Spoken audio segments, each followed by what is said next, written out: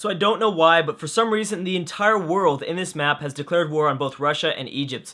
And luckily, I mean, both of these nations are doing okay. They're surviving. But I mean, just obviously any land units that they had or sea units out there in the middle, kind of exploring things, have been destroyed.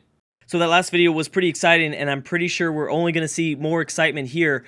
There's just too many civs, and the technologies are getting higher and higher, which means that we're going to see more and more boats being utilized. I haven't really been keeping an eye on that. I know that we're seeing, obviously, the ancient era boats, but I don't think we have seen any sort of range units or range boats have popped up just yet.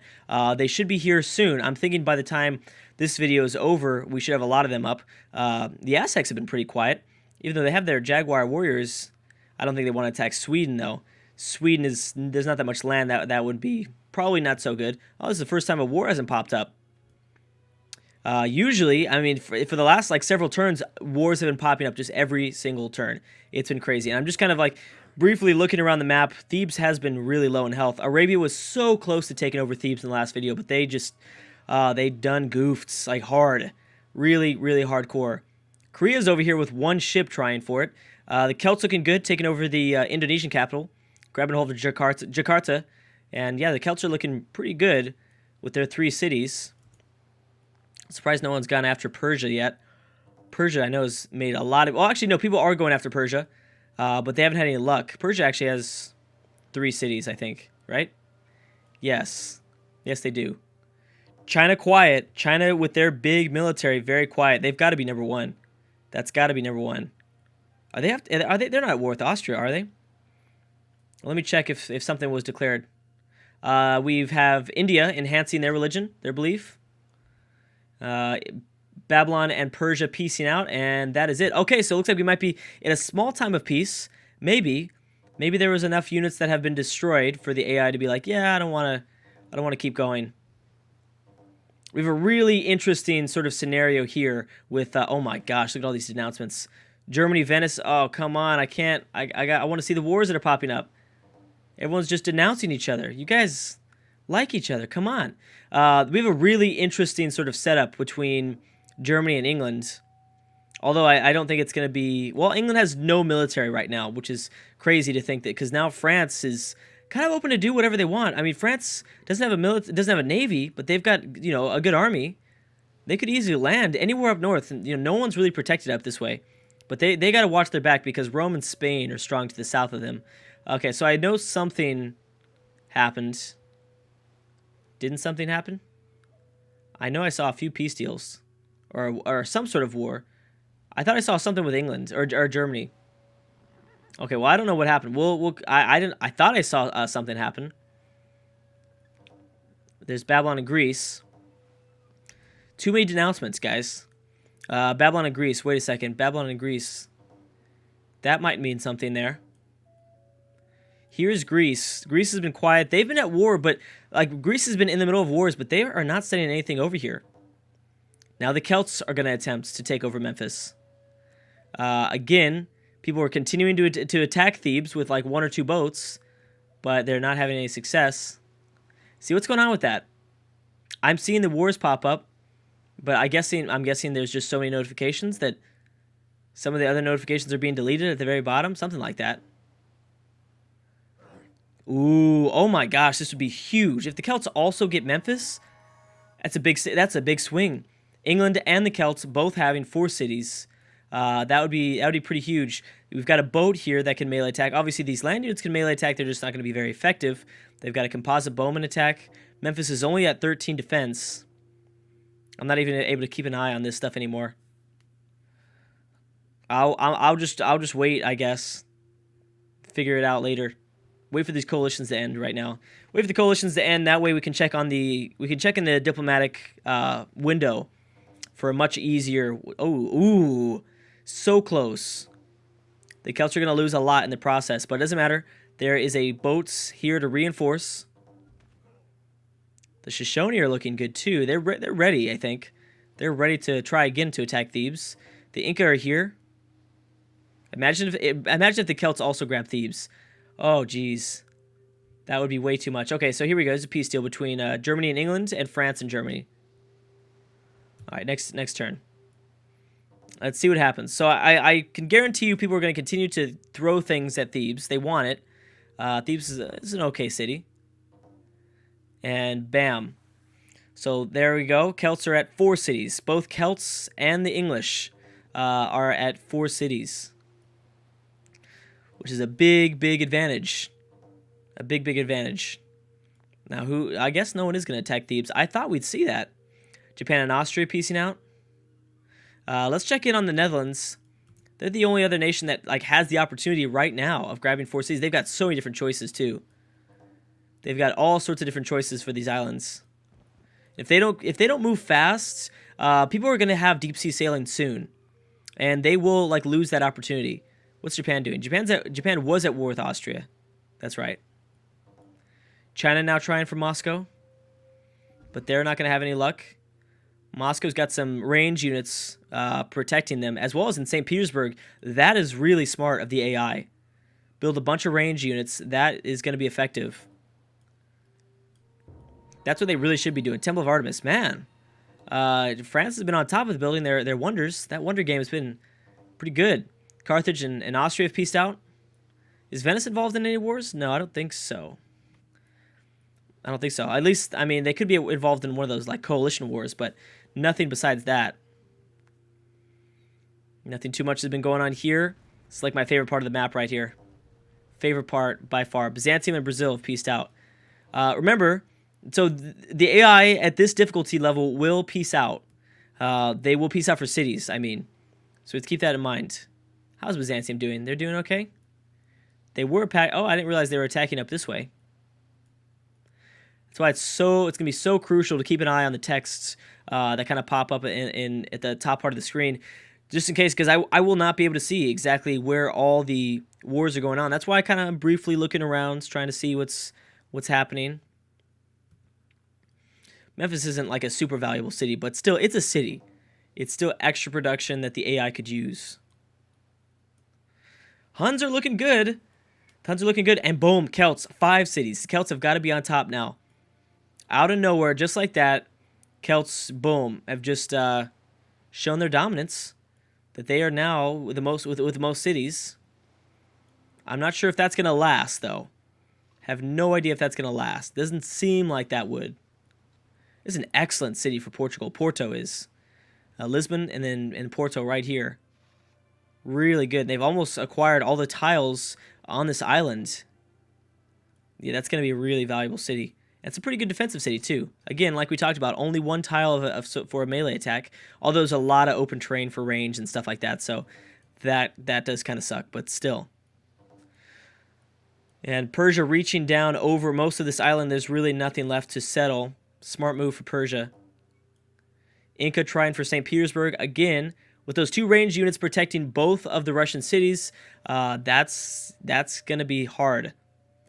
Very hard. The Celts are trying for Thebes, but without any support from anybody else, at least in the east, to attack Thebes navally, it's not going to work. And I think the Celts are probably already realizing that. They're probably going to retreat here. Oh, no, they're not going to retreat. They're going to continue to try. I mean, dang. I give them an A for effort. Huns are going somewhere with the settler. Anything else that's going on? We have had a nice little time of peace because it was scary there for a second.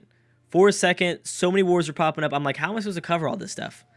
A lot of it was the coalition wars, but it got pretty insane. And I think I have no idea. I'm pretty sure I have noticed all the cities that have exchanged hands. I've kind of been keeping an eye on that sort of thing. The text up north. Okay, Venice. I know you don't have to, or I guess the text up this way. I know you don't need to go to war, but you should, and you should have a military unit there. You should be probably. Oh, people like to smile. Well, you like to smile the most. While I'm on the subject of you, but either way, I feel like you should have ships ready to go, right now. That way you can upgrade them once you get your unique units, and then boom, you go for it. I mean, do whatever you want, man. But I'm just hoping. I would really like to see a successful Venice. A successful Venice would be. I'd be so happy. We're already seeing a somewhat successful Celts and English, which is with the Celts especially. We just do not see that. We do not see that. And let's knock on wood, because usually things can change. Again, I'm surprised and I'm scared for England right now, because they've got nothing to protect their empire. It's a small, focused empire with, well, it's wide. It's got 4 cities and it's all close together. That's really good. But they got to build those dang boats, or they're not going to keep it. If they don't start building boats, then this is gonna be bad news. But luckily, a lot of the AIs, it seems like, have already had most of their armies destroyed through a coalition, or through an offensive war that wasn't effective, or maybe an offensive war that was effective. So I think that's why we're seeing a time of peace. So there's always these like 3 waves, I've noticed. 3 waves of war in Civ 5. There's always a wave of war in around turn 100. We should be getting into the second wave of war soon. I'm thinking it's anywhere between, it depends on, it really depends on the worlds and the game and stuff like that. Anywhere between 150 to 200. And then obviously there's kind of insanity going on, 250 plus. Yeah, anything over 250 turns plus, somewhere around that region, there's usually insanity, just craziness everywhere. And I cannot wait to check on the political map mode. I'm not gonna do it yet, but that's gonna be so entertaining to look at who controls which islands, and that is gonna be really, really fun. Celts still trying for Thebes. I don't know why though. Shoshone and Germany have peaced out. Venice has been at war. They were just at war with Germany. Okay, I thought I saw that, but it's not like they were gonna benefit at all from that. I figured they weren't gonna really benefit too much. Carthage should have tried something more, I think. With their unique units, they only took over 1 capital. The AI really needs to, and also Byzantium hasn't done anything with their unique units either. I forgot about that. Ethiopia, Babylon piecing out. And that is it so far. Look at all this space. There's still like a surprisingly, I'm surprised that some of the space is still open. I guess Carthage is going to go for these islands, but there's still some stuff open. Like the Netherlands, like that is shocking to me. Because people will be able to start to sail across the deep sea soon, and this stuff is going to get eaten away. There's going to be people that die for this land. Like literally, there will be people that die. Because they're going to like trek across here, and they're going to find themselves an opponent or a war. Like Russia. Russia moved really far away from their lands, and then they got their entire fleet destroyed. Russia's rebuilt though, I will say. They've rebuilt a lot. Their land units are ready to go. They're land units, but still. It's still something. As long as they've got 2 composite bowmen protecting their cities with the city bombardment, yeah, no, that's not going to get taken over. Just like because of the natural geographic advantage that Brazil has. This is awesome. It's a really good pickup for them. Yeah, that's really, really smart. And I don't know, I haven't really been noticing anything else like that before. I'm sure it's somewhere else in the map if I really look closely enough. But those themes are going to be throughout this campaign. And there's going to be just some cities that are going to be really difficult to take over. And that just kind of happens whenever you have, like, when you remove the city limit, where you can place any city down. Because that's what you used to do in Civ 5 Vanilla. When Vanilla was released, you'd place a bunch of cities down close together, because it's just almost impossible to stop that stuff from 3 city bombardments, because those are powerful attacks. Then obviously you get a garrison unit inside of each one of those guys, maybe even a naval garrison unit, because you can get a land and a naval one. It's just impossible to stop that stuff. Stop an attack from close to cities. Luckily, this is an island map, so cities, the AI doesn't get to choose. It's just wherever they can find a spot, I guess. The English AI still isn't yet to kind of rebuild their military. And it seems like Germany has actually kind of been doing a better job at rebuilding their military than anything else. Now remember, Hamburg shares the same island with New York. So if they get enough military land units here, they could just try to walk across, attack across the river, move across the hill. Well, there's one thing that popped up. Morocco going to have a tough time in the tundra. I feel bad. I do feel bad. China not doing anything. Now, China was at war, I think, with, what was it, Austria or something? They sent their fleet somewhere kind of close by, just to the west of Beijing. It wasn't successful, but they still have a pretty good amount of units. Boom, another thing. See, it's going to be interesting because there are some units that, or some like, well, I don't know, it's going to be a little bit too late because iron is about to be insignificant, but we have India with iron building up a long swordsman when a lot of these other nations cannot do it. Cannot build, well, actually, I see a few swordsmen here and there. Where are they getting their iron from? Are they trading for it? Korea doesn't have anything. Japan, I don't think, has anything. I don't know where they're getting their iron from.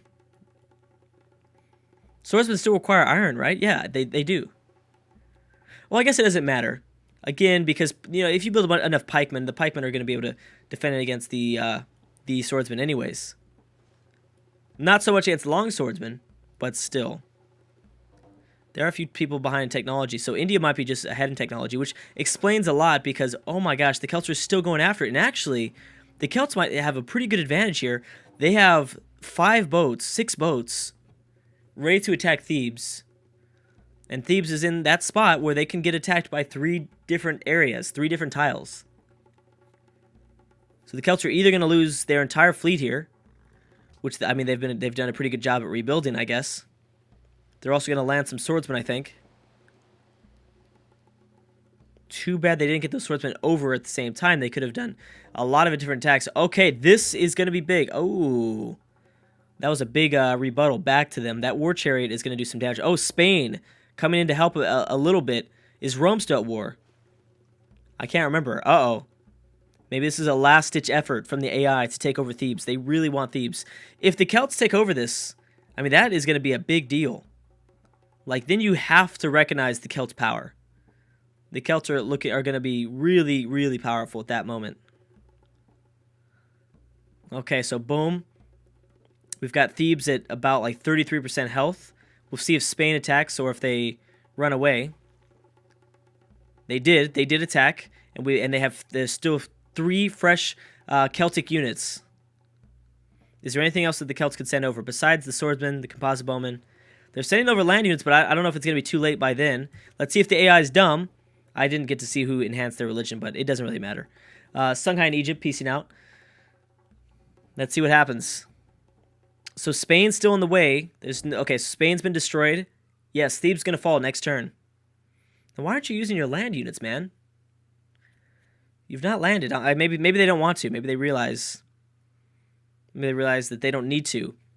I mean, they'd probably get them destroyed. They'd save their navy, which is arguably more important, though. Okay, and I think we're going to see the Celts grabbing Thebes. Celts go first, then it's the Egyptian processing of their turn. This is a big moment. Let's see it. Oh my goodness, there you go. And Egypt has been wiped out. They are no longer in the game, and we have a very, very strong Celtic Empire. Wow. And you know what, though? I mean, the Shoshone could capitalize. I wouldn't be surprised if the Shoshone capitalized soon. Maybe. Although, you know, never mind. Because number-wise, the Celts are still looking good. You know, the Shoshone are just kind of consolidated right here next to their capital. So I don't think they would do anything. But anyways, guys, thank you so much for watching, and I will see you guys next time.